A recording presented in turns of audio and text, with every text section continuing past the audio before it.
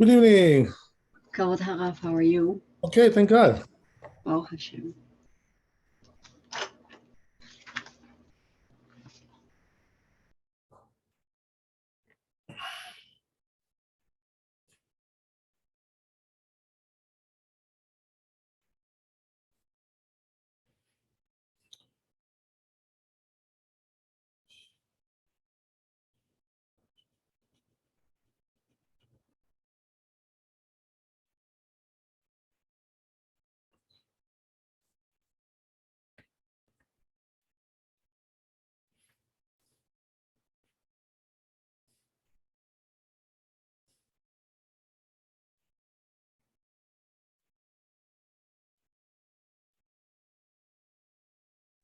I need your words.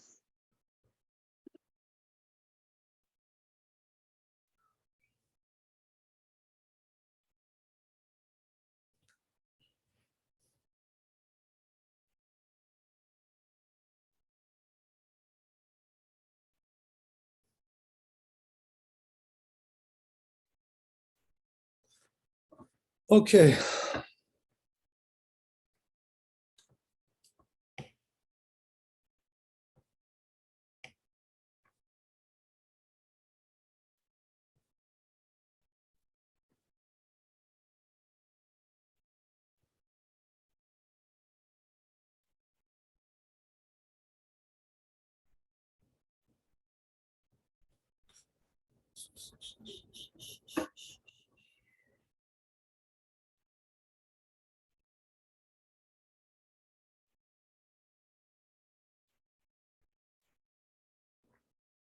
Looks like we're up to Chafbet 22.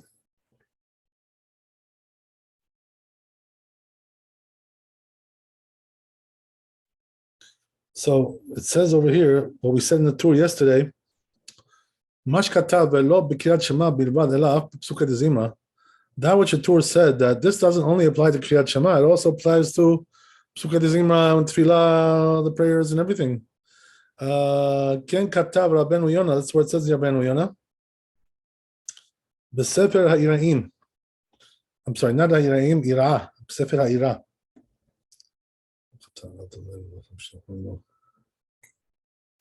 Amen. So, Rav David Kimchi, also this rabbi Katav Shebechol Et Shikra Adam B'Torah, he says like this: every time you read the Torah, Nevi'im or Kutuvim or prophets or the writings, Tzarich Lizaher, Aval, you got to be careful. In other words, read things properly, right? The proper way. Aval Hizhiru B'Kriyat Shema Ve'hu Din L'Chol Kriyat. So he says they warned you about Kriyat Shema, which is like very crucial, but the same also applies to other readings as well. So he says, why is Kriyat Shema considered to be so important? One thing is because you're unifying the name of God, and also you're accepting upon yourself the yoke of heaven.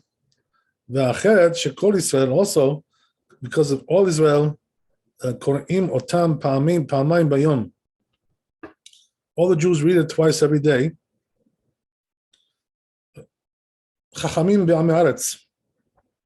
Whether it's the wise men or the regular people, so therefore they had to warn you more about that than anything else. Why is that? Because the ignorant people, they don't know how to read so good, so you got to tell them how to read. So that's why they warned you about Kriyat Shema more than the other things. Okay, good. Let's see Shulchan Aruch here.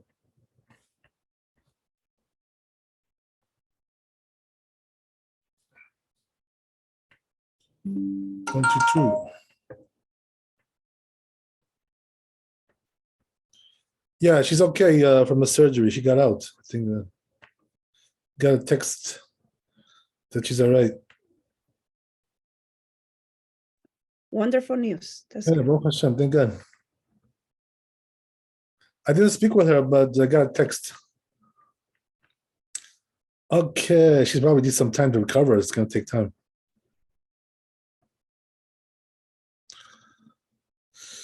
Okay.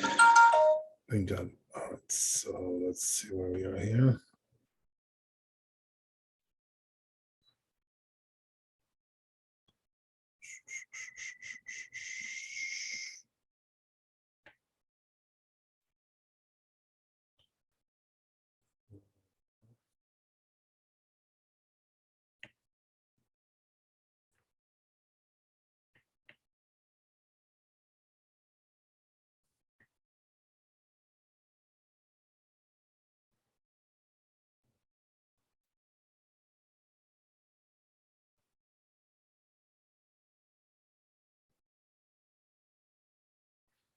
So it says in Shulchan Aruch,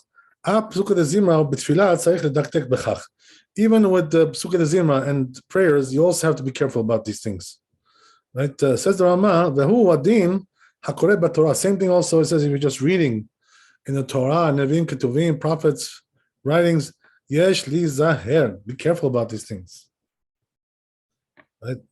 As it says in Bet Yosef, Hashem Haradak. Right? In the name of the Radak. Good. Let's go to the next one. So it says, כתב רמב"ם, צריך לדקדק שלא ירפה החזק. Right, this we have to see inside in the Torah. Let's go over there.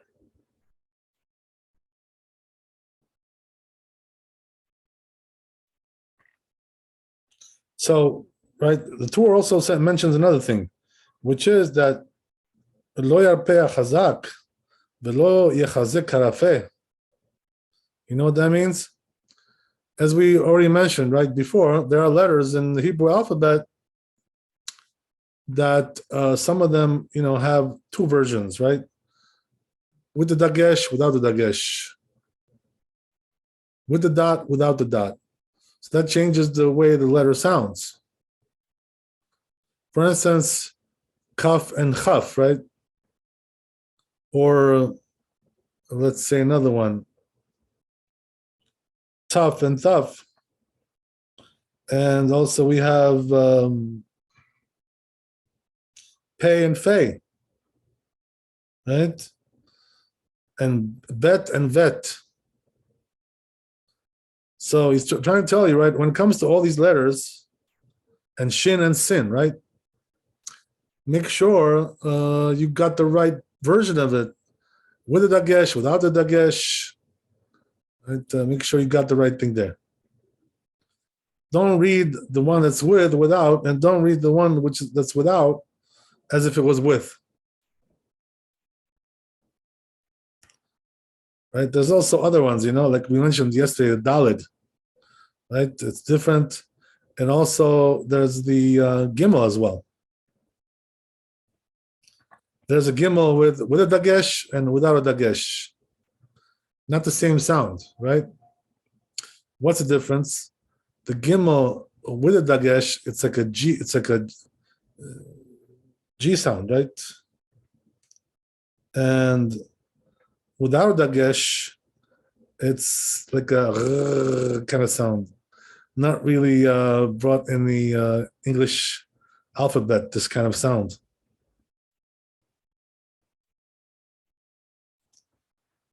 So there are many kinds of sounds that are in the Hebrew alphabet that we don't find in other alphabets. Right? So yeah. So you have to be careful about that as well. And then he goes on, V'lo yaniach hanad, v'lo yanid anach, right? This is also important, which is that when it comes to the vowels in Hebrew, right, there's the, we're learning here a nice Hebrew grammar, right? Nice short course on Hebrew grammar, so you can brush up before you guys move to Israel. Make sure you're ready to go. So there's also the Sheva, right, which is the two dots, one under the other. That's What kind of sound is that? What kind of vowel is that? So the truth is, depends on where it is, right? If it's in the beginning of the word, it's an S sound, like E, or like a segol, which is 3 dots. But if it's in the middle of the word, then we don't pronounce it. It's like if it's not there. So that's why the Torah says, make sure, right? You pronounce the one that should be pronounced, and the one that should not be pronounced, you shouldn't pronounce it. Make sure you got that right.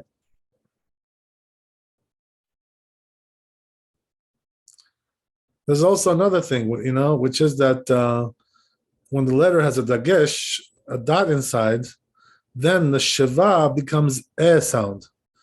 But if it's not, you don't pronounce it. Another instance is that, let's say you have 2 of them, right? One next to the other. So you pronounce the second one and not the first one. So there's all kinds of things like this, in the Hebrew grammar. So you have to make sure you know what you're doing there.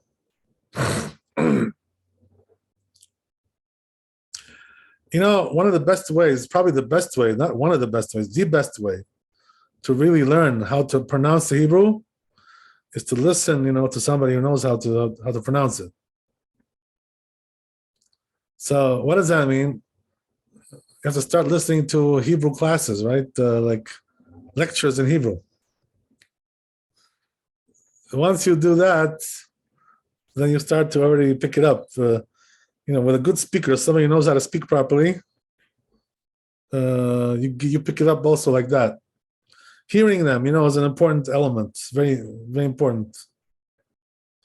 Talking about is one thing, but hearing it, in practice is much more practical.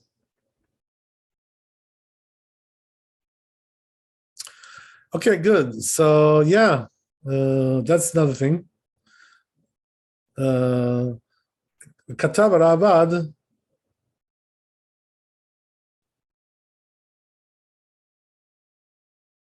Interesting, he writes here something in the name of the Ravad. V'lo yadati benad hanach ma hafsed yesh bo. So he says, I don't know how you can lose by saying the S sound, where it's not supposed to be there. In other words, what's the big loss? Okay, you said something extra a little bit there, but what did you lose? That's what he says. V'im amar al levavecha benad, if you said it nad, right, which means that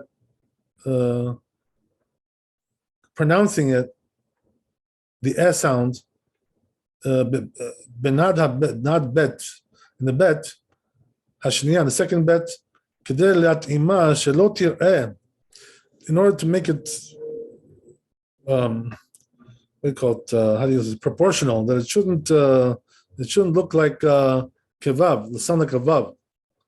Ve'al yat'im yud shel behayu shelo tir'eh aleph. Ve'im yat'im, if you're gonna make like the yud behayu, so it shouldn't sound like an aleph. Same thing there. V'chen yud shel Israel, also the yud of Israel, shelo yitira aleph b'kirtze b'zeh. It doesn't sound like an aleph. Yanid hanach, so you should make it like the S sound there in order to stress that. So he says, if you do that, you'll be blessed. That's very interesting, right? What he's saying over here. He's telling you that even if you read it the wrong way, you'll be blessed. So why is that? Because you didn't lose nothing. That's what he's trying to say. Very interesting concept. I don't think we paskin this way, but it's like a minority opinion, single opinion here, something like that. כתב רבנו יונה שצריך, says רבנו יונה, שצריך לקרותה בטעמיה כמו שהם בתורה. Okay. That we'll save for later. First we got to do Bet Yosef. That's a different story.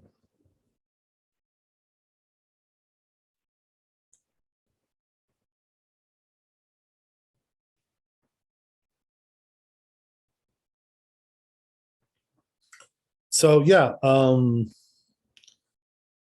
he says over here, the Beit Yosef, he just brings the place of the Rambam, Perek Bet, Halachatet. That's where it's written. Ve'aravad, then he brings the Ravad, Katav lo yadati, says, B'divri Rambam nir'in kepshutim b'nai.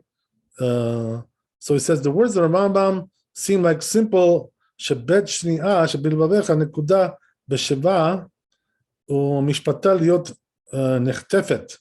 So according to Rambam, that second bet, which is in bilvavecha,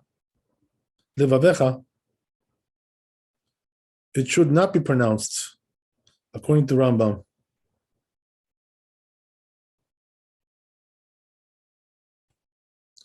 If you're going to read it like if it was actually with a, right, to pronounce the S sound, like if it was a yud tzere, which is an E sound, אז היא נידה ואין לשנות בקריאתה כמו שקיבלנו נקודה. So it says Bet Yosef over here, you shouldn't change, the reading from the way we have tradition to read it. That's the bottom line. So what does that mean? It doesn't agree with the Ravad, right? The Ravad says, what difference does it make? You don't lose nothing by changing it in this case, this particular case. So he says, yeah, but why change from a tradition? One should follow tradition. Interesting. Kavod Haraf, I have a question. In the word levavecha, no, levavecha, right? Is that how you say it? Right. Why is it sounds like a vav of V as in Victor and not like a bet as in boy? Like, do you say levavecha or levavecha? So, okay, but which levavecha are we talking about? In which paragraph? Well, I'm here in the first paragraph. Is that the one What does it say? What does it say there? What does it say? It says here, Bechol Right. levavecha. Yeah. Okay. So you know what I'm gonna do? I'm gonna get my Sidur and let's take a look at it. In the Hebrew letters, there's a bet as in sounds like a boy. B as in and not Vav as in Victor. The letters, Yes.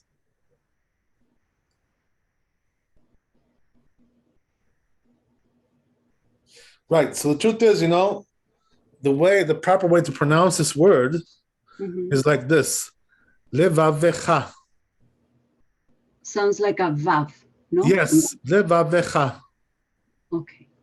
Thank you. With that particular stress, right? Not levavecha. So levavecha. Levavecha. Okay, thank you. And why does the bet sounds like a Vav? It's written with a bet as in boy and not Vav. That's my right. question. So that's what we just mentioned, right? That there are letters that have with dagesh, without dagesh. Okay, thank you. What does dagesh mean? The two dots. No, it means one dot. One dot inside the letter. Oh, that's the dagesh. Okay, thank you. So dagesh, right? If you have a dagesh inside, then it's a B sound, like a boy.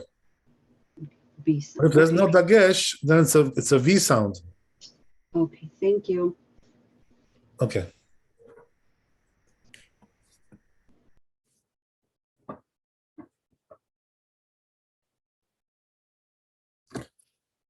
I'm just going to look at it one more time here. 1 second. Because I want to. So the truth is, that this word can be pronounced differently in different places. So I want to make sure we got it right here.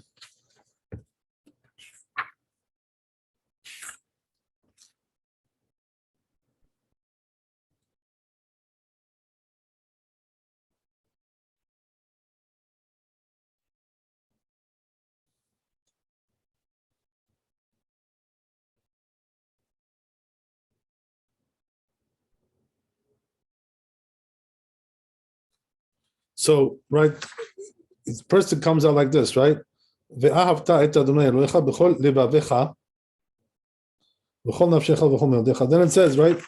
והיו הדברים האלה אשר אנוכי מצווך היום על לבביך. Again. Same word. Yes, yes. But is that the same pronunciation there? Or is it different? No, well, it looks like exactly how you said it. What I have to differentiate is that with the dagesh, without the dagesh, and keep in mind all the rules. Like at the end of the letter, there's a lamed, no, and then the beginning of the other letter to make the pause, right? I'm sorry, just give me 1 second. Okay. I'm just looking at the... Yeah, so the second one is not the same as the first one. What's the difference? The second one, under the second bet, Yes.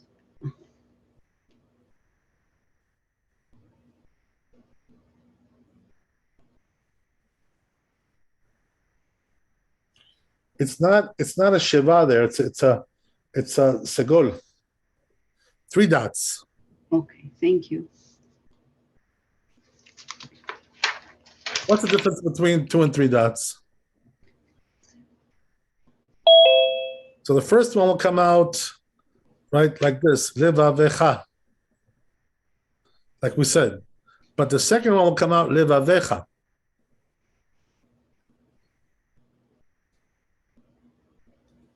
Because it's a different context there. Okay.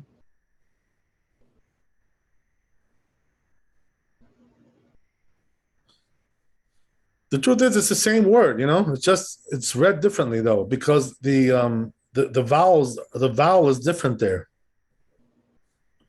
But in the first time that you read it,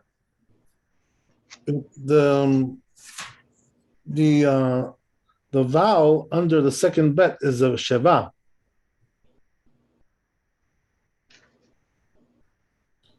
That's the difference. Okay. So comes out like this, right? Bottom line. When you say ve'ahavta et Adonai Elohecha, bechol, like this, levavecha. Proper way to say it. And then the second one, והיו הדברים האלה אשר אנוכי מצווך היום על לבביך. Different stress there. Different accent, no? Different stress, right? You know what I mean? Yeah. Have to become familiar with the rules. That's what it is. So what does that mean? The first one, the stress is under which the stress is under which letters? Levavecha. So it's under the first lamed, and then under the chaf, sofit. The stress is over there. In the second word, the stress is where? Levavecha, the second bet. Levavecha. Okay. Like that. But the first one is levavecha. If you couldn't hear me well, you'll understand what I'm saying. Okay. Yes. So the first one with the shva, that's not. Here you are. What happened? Tell us what happened. I have a question. Are you okay? I'm fine. Great.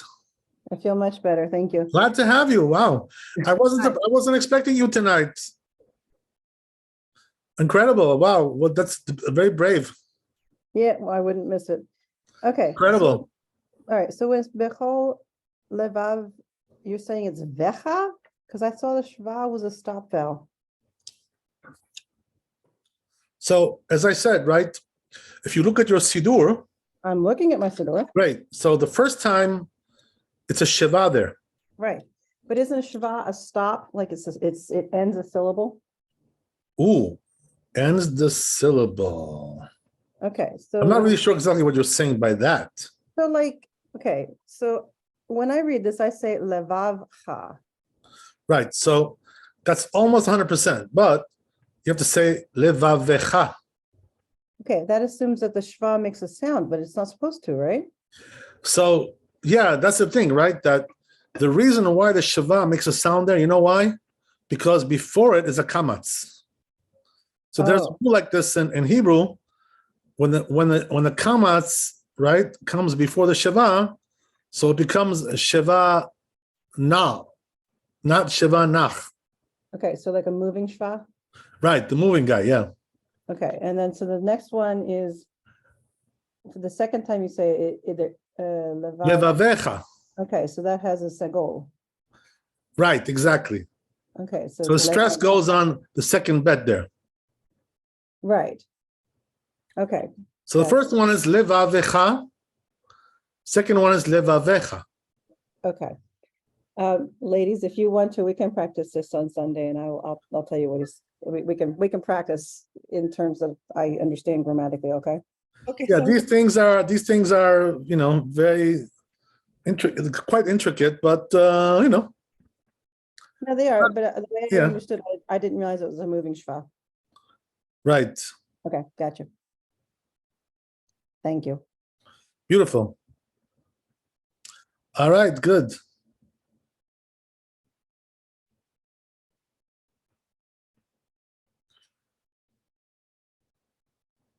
So he must be talking here, the Bet Yosef, about the first one. The second one is a different story.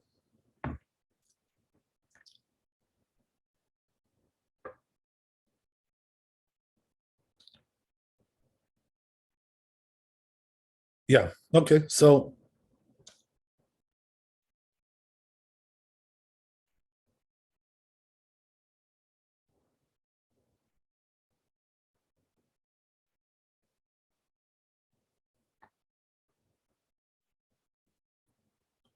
and he goes on, ומש כתב שהוא מניד אותה כדי שלא תיראה וו. So he says, that was what Ravad said, that he makes it active, right, menid, in order that it shouldn't sound like a vav, lo min Hashem hu zeh, so it's not correct. שגם כשהוא חוטף אותה, even when you make it like short, יכול לחטפה בעניין שתראה בית ולא vet ולא vav. You can still make it sound in a way that it sounds like a vet and not a vav. לכן, אין לשנות קריאת שום אות מכמו שהוא נקוד. So he says, therefore the rule is like this, don't mess around with these things. Just say it the way it's supposed to be, don't make all kinds of your own calculations, Yeah, well, if I change this, nothing will be wrong. Don't say that. The fact that you're changing it is already wrong. You know what I mean? That's the whole thing. Don't play around. Because this is the holy tongue, So when you're dealing with the holy tongue, make sure, you treat it with reverence. Don't make it some kind of a game. Okay, good.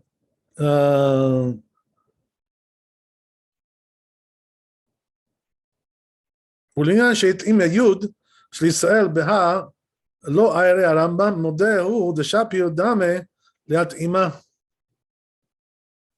So he says regarding the yud, no problem, right? To put a tam there, to put in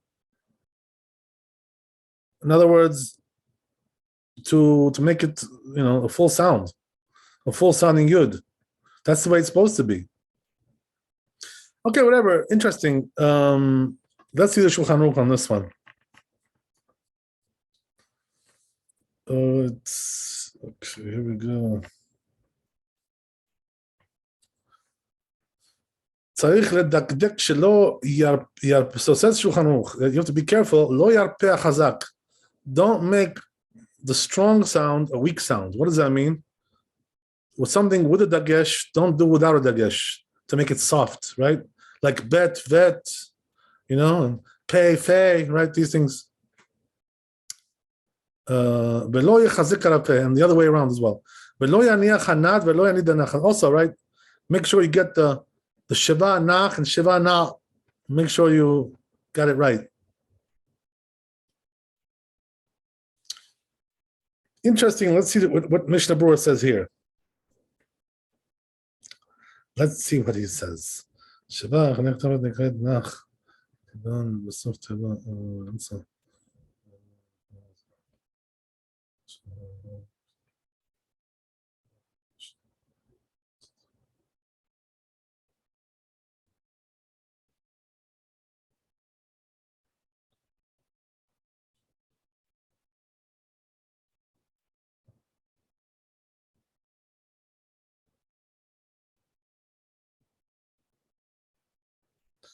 Yeah, okay. So he's explaining it in a nice way.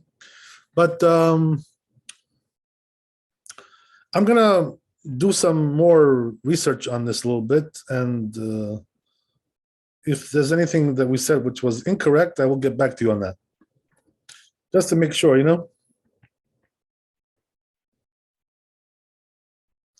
I think pretty much we got it right, but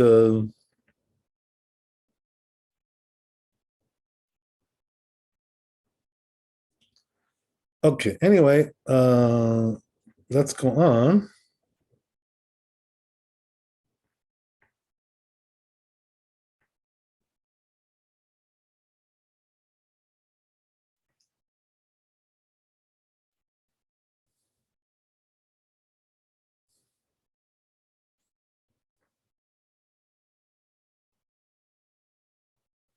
Now we're going to have Daled.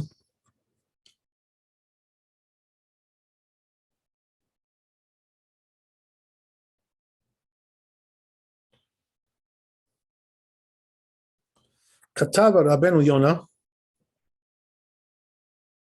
שצריך לקרותה בטעמיה. Oh, right, so this is what the Torah said, right? It says Rabbeinu Yona, when you read the Kriyat Shema, you should read with the ta'amim. So what does that mean? Like you read, when you go up to the Torah, you read with the melody.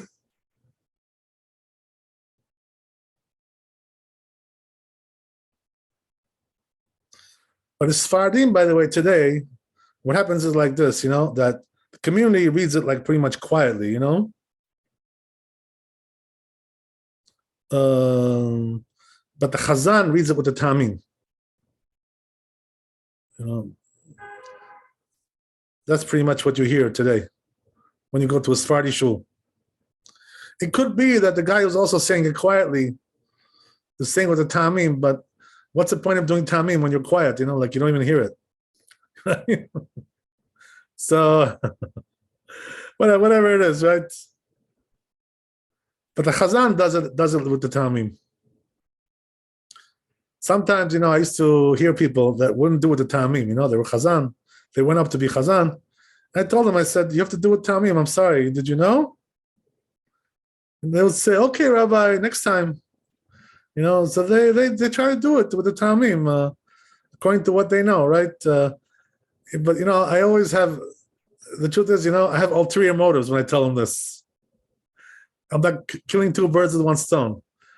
I'm telling them to do with the Tamim because the truth is that's halakha. This the custom is like that.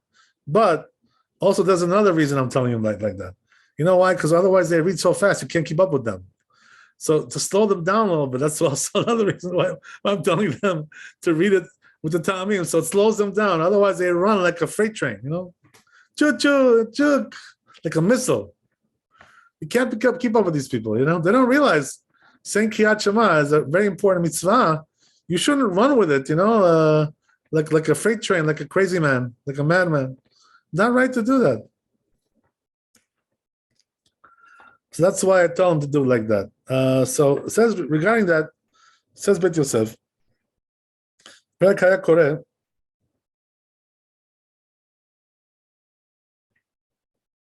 this פרק כתב ולא היו מפסיקים, כלומר שלא היו קוראים אותה בנחת עם הטעמים שלה, כמו שאנו נוהגים היום, שמצוות קריאת שמע הוא לקרותה עם הטעמים. So he says that, who says this, by the way? Rabbeinu Yona, right.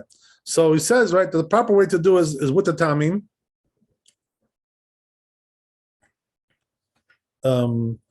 Shela adkan.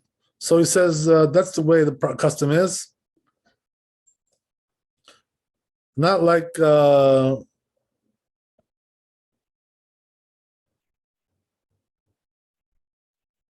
okay, so then he goes on to say, and he also mentions, by the way, the fact that when you don't read it with the tamim, the problem is that you go very fast, and that's also another problem, as we said, right? It's another problem that arises from the fact that you don't do the tamim. But when you do the tamim, it goes really slow, so everybody has time, to say it at their own pace. Nobody's in a rush. Baruch Hashem, everything's good. It's also quite entertaining. I mean, when you hear it, it sounds really good. When you have a good chazan, somebody who knows how to do it, it sounds really, really good. You're going to demonstrate, right? Well, not now, but may take a little bit longer. As I said, maybe I'll record it one time. Next time I'm doing some chazan for Arvit, unless it's Shabbat, they won't let me record it on Shabbat. Sorry, but if I but if it's a weekday, we'll try to record it. Didn't like it when I did it. Okay. All right. Good. So how would we know if it's the Hassan is reading it the proper way? Since we don't know which one, we don't know the difference. Well, it's not really, your responsibility. It's his responsibility, you know what I mean? Right, but if we want to do it the proper way, if we are not led by example, then we won't be able to do it the proper way. No? Well, there's, I'll tell you something. This is one of the problems that we have, especially in America, that people who go up there to pray, most of them don't know how to pray. You know what I mean? Because of that, there's a lot of mistakes that are made,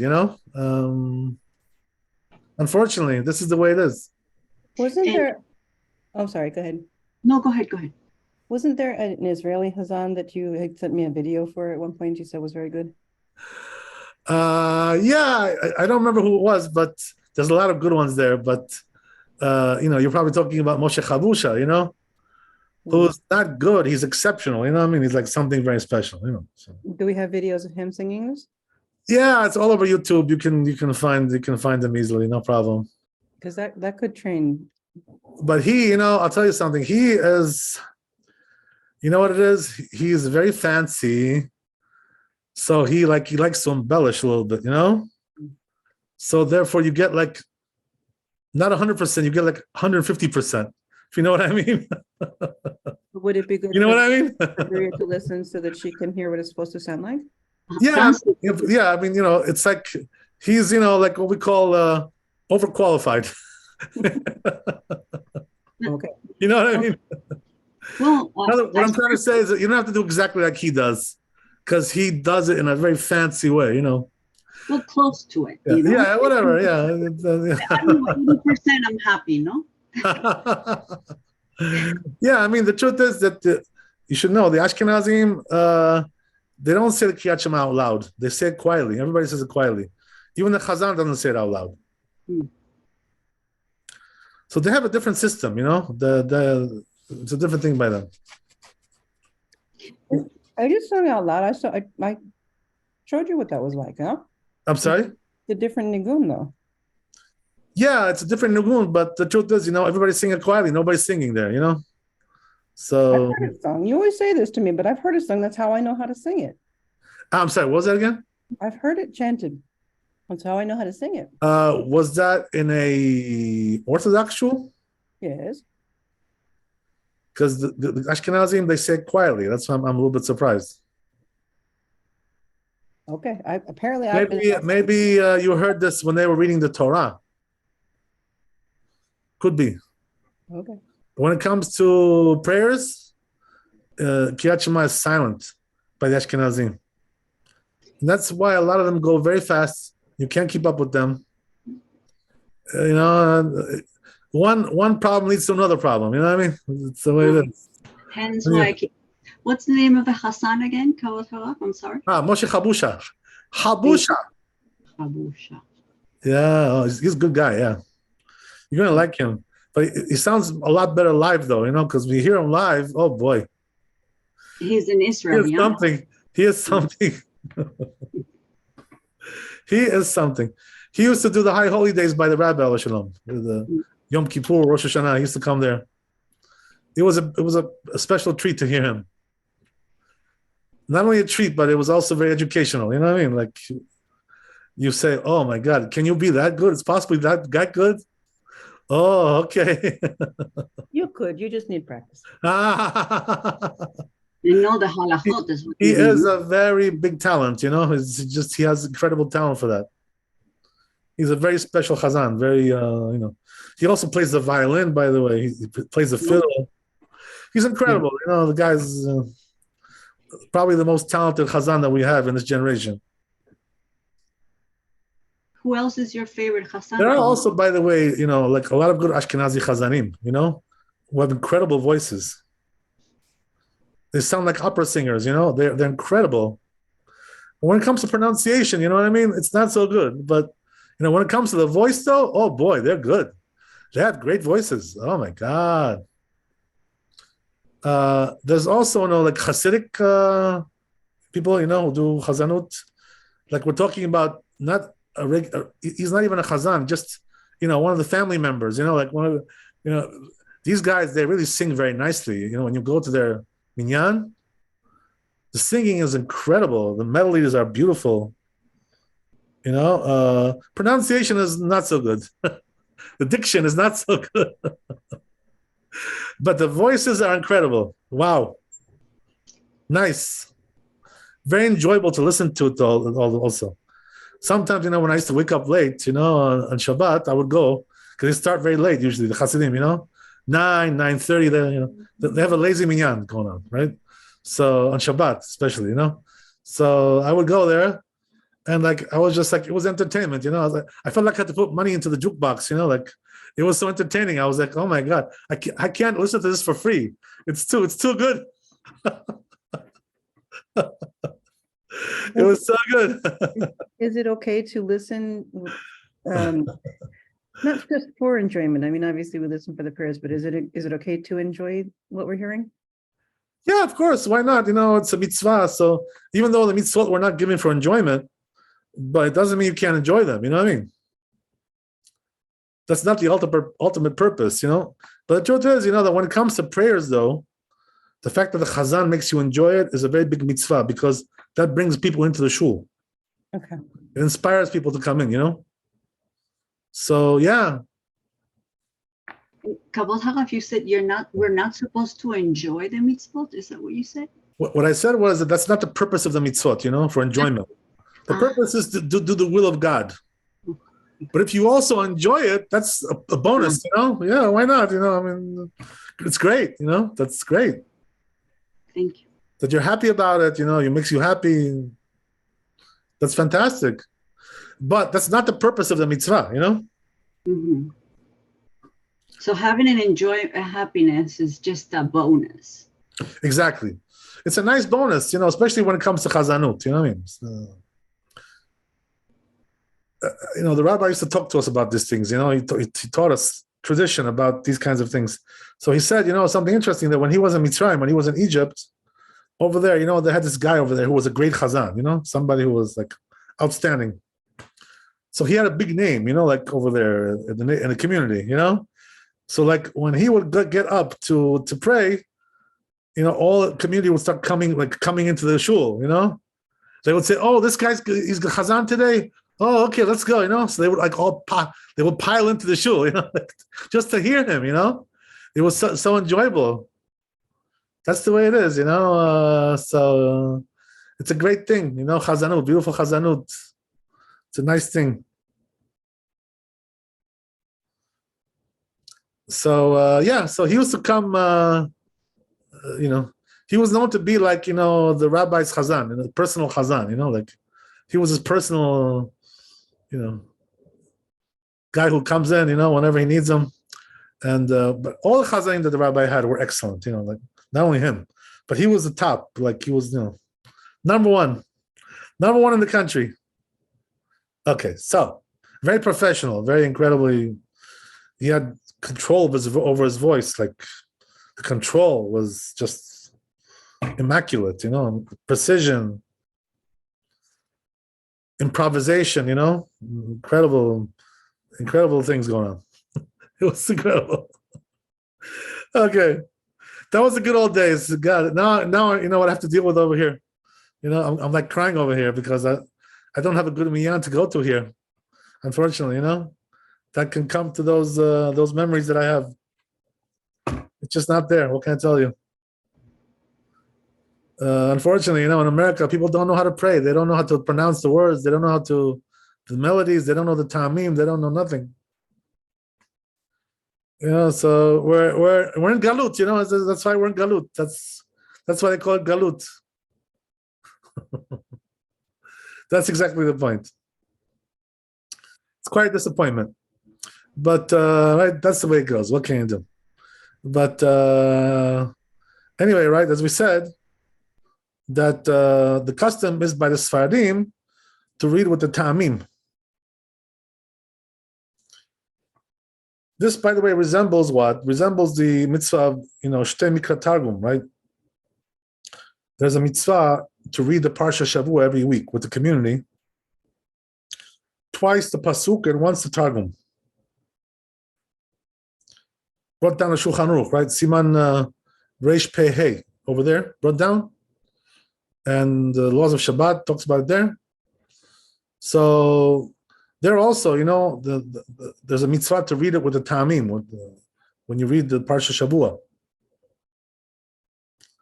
The women are not obligated to do this, by the way, only the men are. But if you want to do it, why not, More power to you. If you have time for it, you gotta read the whole Parsha 3 times, so it's not so, takes quite a while. Especially when you're not used to it. Okay, so anyway, right, that's the way it is. So he says, Bet Yosef, the Sober Rabbeinu holds the betamim ha'katuvim b'Torah kamar. He's talking about the tamim of the Torah, right? The melodies of the Torah. Ve'efshar delo baya shekayna betamim ha'katuvim b'Torah. It's possible, it says he's not even talking about that, right? Uma she'amar tzarich lekayna betamim. So therefore, what does it mean by tamim? That means, right, to do the stops in the proper places, right? To make sure you stop where you have to stop. In other words, the end of the sentence, the end of the pasuk, that it should be understood, like what you're reading, right? The proper diction. That's the way it comes out. It says what he wrote. They were not reading it slow with the ta'amim, with the shelah. That's what it says in Rabbeinu Yonah. Because when you don't read it slowly, what happens is that you change the meaning of the whole text because you're not stopping in the right place. So it turns out to be like a big mishmash there. Big confusion.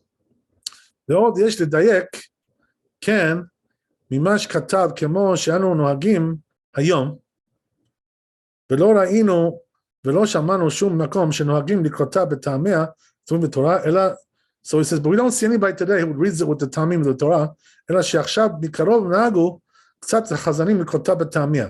So he says, but, he says, the chazanim now have a custom to do with the ta'amim, as we said, right? The chazan does it, the ta'amim, right? בטעמיה כתובים בתורה, וכן ראוי לנהוג מאחר שרבנו מפרש כן.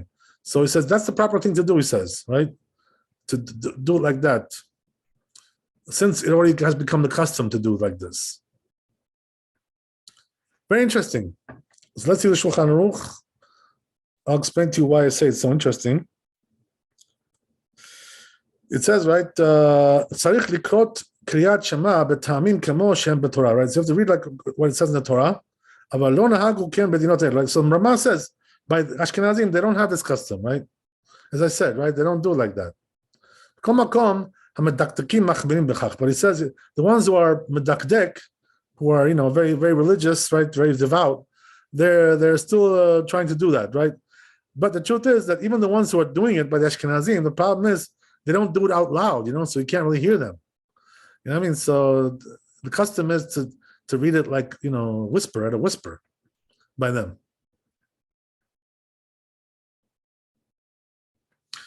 Okay, very good. That's the idea. I guess we have time for like one more or whatever.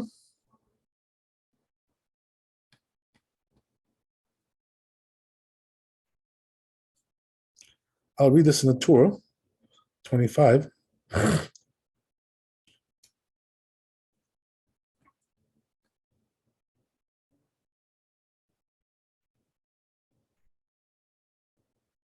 So it says like this, right? That in the tour.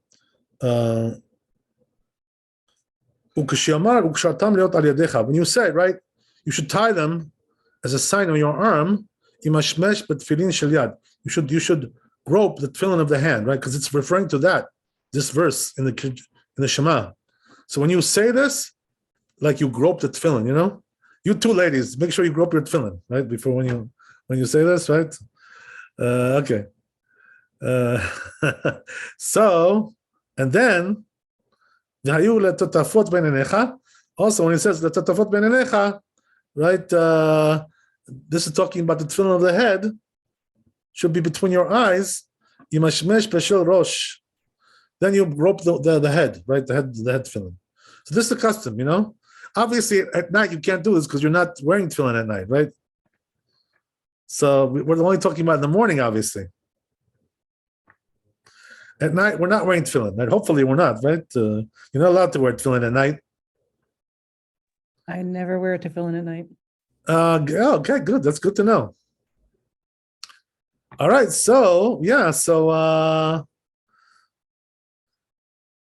so it says some also when they read about the tzitzit, they grope the tzitzit, right? That's what we do. We kiss it too, by the way. You know, we have this whole procedure. You know, we kiss it, we grope it, this, that, all kinds of stuff. We pass it over our eyes, right? All kinds of good things there.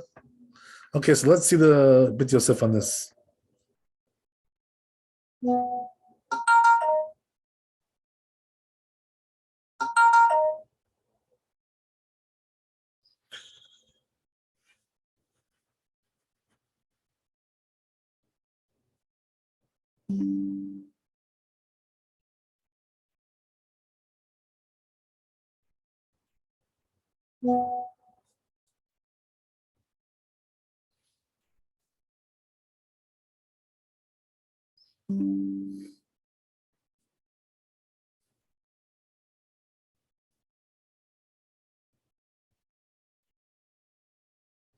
So it says Bit Yosef, he just brings a source. We already explained this, it says in Siman Kavdad, right? And when we're talking about the laws of tzitzit, we explained it over there, and also the tefillin, laws of tefillin. We explained it over there. Laws of tefillin, yes. So let's see the Shulchan Aruch here.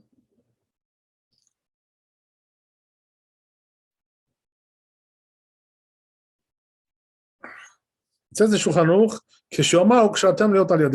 when you say, right, you should tie them on your arm, you grope the tefillin of the arm. When you say this verse, which is talking about the head tefillin, because right, you should grope the head tefillin. As it says, when you say then you grope the tzitzit, which is in front of him, right? He says only the tzitzit in front of him, you know. But the truth is, the Arizal says a little bit differently. According to Kabbalah, you should do all the 4 tzitzit, you know, when it comes to this. Okay, it's just a custom, whatever. But anyway, it's a little bit different than the Kabbalah. Okay, good. So I think we have like one more, so we might as well finish it off. It's the end of the. No, we have a little bit more. Okay, whatever. Yeah, we have 2 more, I think. Okay, we may have time to finish it. Let's see.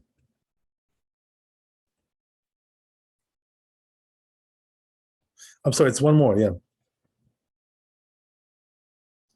So it says, Katav Rabbeinu Yonah, says Rabbeinu Yonah, Perek Haya Kore, over there, Hitkinu Sheyu Omrim Oto Bechashai. So he says they enacted they should say it quietly. What does that mean? Right? Right? This verse that we say after the Shema, we say it quietly. We don't say it out loud, except on Yom Kippur, right? On Yom Kippur, we say it out loud every time, like 100 times a day we do this, right? What is the reason for that? That what? We say it out loud only on, why do we say it out? I know we don't usually say it out loud. Why do we say it out loud on Yom Kippur? Why is that? Because they say, well, like we're on Yom Kippur, like we're like the angels, the angels are allowed to do it. So then we're like the angels, so we can do it too. Gotcha.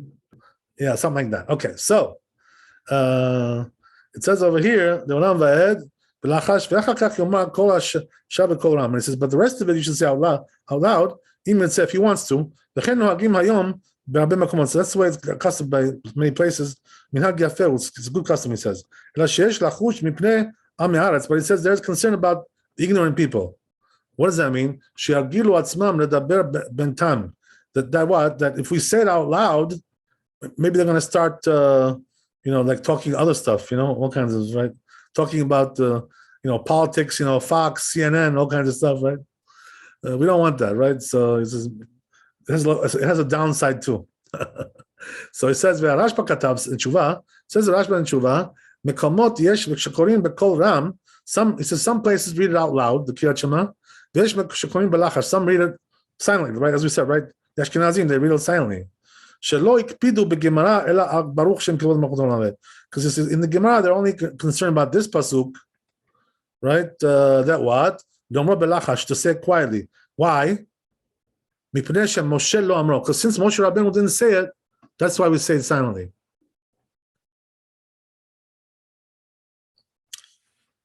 Okay, beautiful. Let's see the Shulchan Aruch, and we're done. Finished the whole chapter.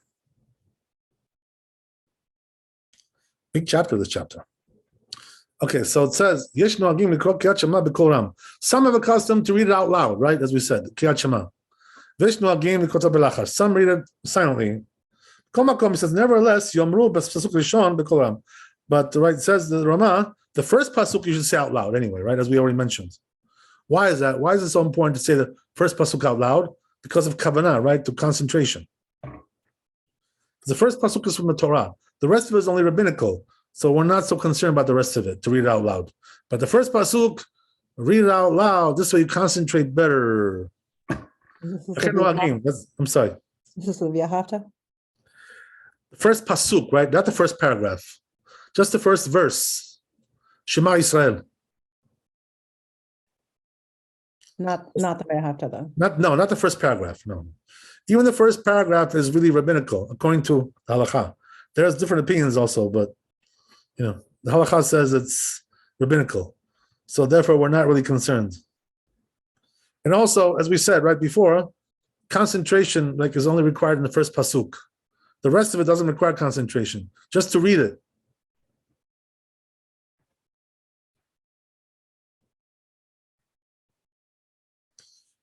Okay, very good. I think we're done. Yeah.